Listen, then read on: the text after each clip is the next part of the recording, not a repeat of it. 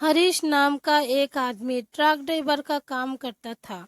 वो एक transport company में सामान डिलीवरी का काम पूरे इंडिया में किया करता था।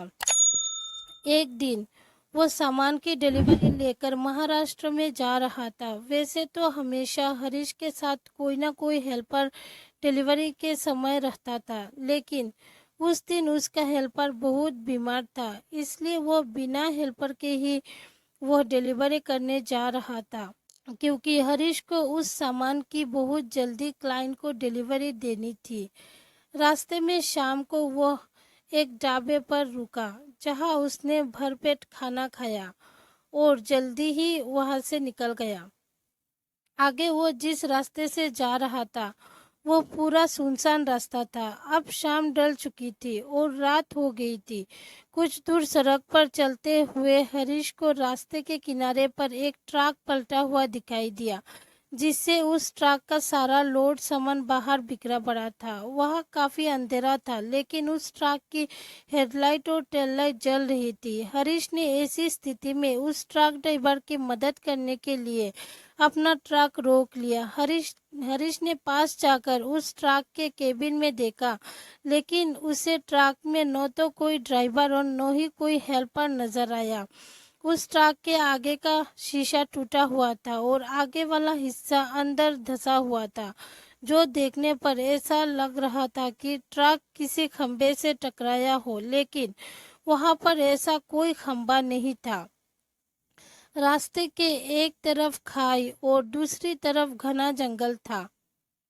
उसने सोचा, इस ट्रक की ऐसी हालत है, इसकी सूचना मुझे अपने मालिक को देनी चाहिए, वही इसकी कुछ मदद करेंगे।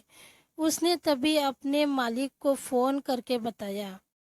मालिक ने हरीश से उस ट्रक का नंबर मांगा। मालिक ने हरीश से कहा कि वो इसकी सूचना पुलिस को देगा। इसके बाद हरीश अपने ट्रक पर वापस जाने लगा।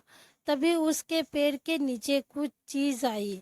जब उसने ध्यान से देखा तो वो खून से सना मांस का एक लोथड़ा था।